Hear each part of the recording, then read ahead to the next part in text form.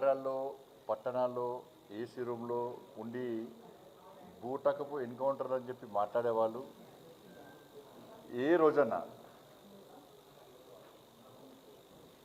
తుపాకీని వదిలి వచ్చి లొంగిపోండి, ఇది మంచి పద్ధతి కాదు అని చెప్పి వాళ్ళ ప్రాణాలు కాపాడే ప్రయత్నం వీళ్ళు చేసిరా ఈ అర్బన్ నక్సల్స్.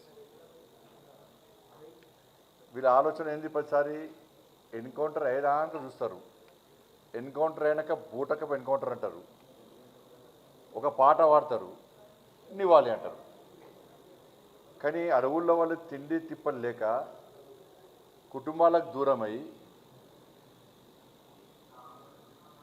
వాళ్ళ జీవితాలను మొత్తం సర్వనాశనం చేసుకుంటే వాళ్ళు చేసుకుంటుంటే, మళ్ళీ చెప్తున్నా, అర్బన్ నక్సల్స్ అనేటోళ్ళు ఇవాళ పట్టణాలకు నగరాల్లో ఉండి ఏసీ రూమ్లో ఉండి జల్సాలు చేస్తూ నామినేటెడ్ పోస్టులు పొందుతూ కమిటీల్లో ఉంటూ పైరవులు చేసుకుంటూ ప్రభుత్వాలకు కొమ్ము కాస్తూ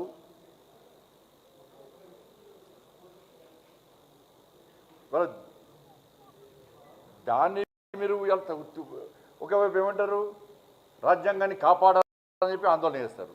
మరి రాజ్యాంగానికి వ్యతిరేకంగా తుపాకీ పెట్టి కాలుస్తూ అంటారు. ఇవాళ నరేంద్ర మోడీ గారి ప్రభుత్వం, నరేంద్ర మోడీ గారి యొక్క ప్రభుత్వం యొక్క లక్ష్యం ఏంది? మాకు అభివృద్ధి, సంక్షేమము,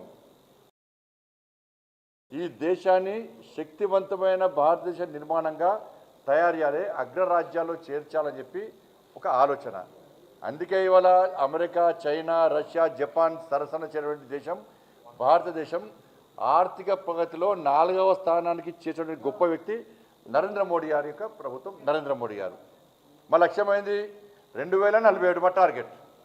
2047లో అభివృద్ధి చెందినటువంటి భారతదేశంగా అగ్రరాజ్యంగా మార్చాలి అని చెప్పి మా లక్ష్యము. 2047 అగ్రరాజ్యంగా మార్చాలి, అభివృద్ధి చెందిన దేశంగా మార్చాలని చెప్పి వికసిత్ భారత్ లక్ష్యంగా మేము ముందు పోతాం. మీ లక్ష్యం అని చెప్పండి. మీ లక్ష్యం ఏంది? తుపాకులు పెట్టి కాల్చి చంపడం.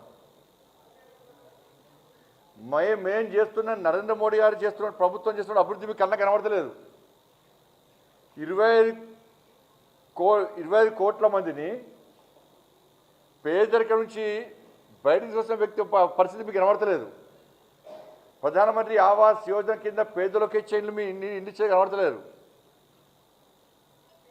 మీలక ఖాళీ ప్లేస్ ఉంటే జెండాలు పెట్టి గుడిసెలు వేసి ల్యాండ్ ఓనర్స్తో మాట్లాడుకొని పైసలు దొబ్బి మీరు వేసిన గుడిసెలలో జెండాలు ఎంతమందికి ఇల్లు ఇప్పించారు? మీరు ఎంతమంది గుడిసెలు కట్టించారు? మీరు చెప్పండి.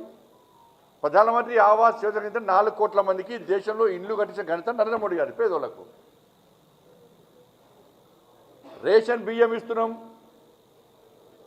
10 లక్షల మందికి రోజ్గార్ మేళా పేరు మీద ఉద్యోగాలు ఇచ్చినాం. అంత పేదోళ్ళే, ఏం పైరవులు లేవు, పేపర్ లీకేజ్ కాలే. గ్రామీణ వ్యవస్థను పూర్తిగా గాంధీ మహాత్ముని యొక్క ఆశయాలకు అనుగుణంగా మేము అభివృద్ధి చేసే ప్రయత్నం చేస్తున్నాం.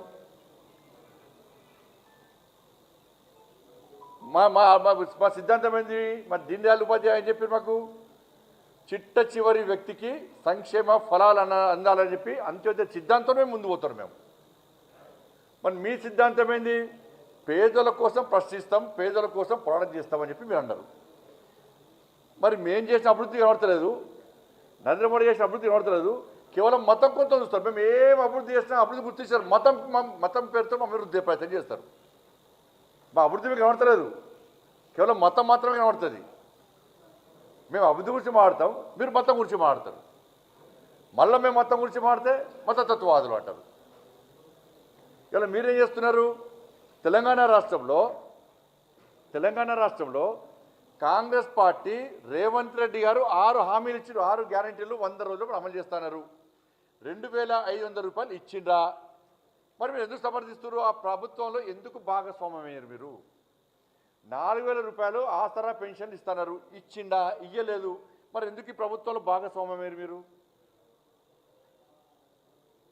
భూములు ఇచ్చిర్రా? ఉద్యోగ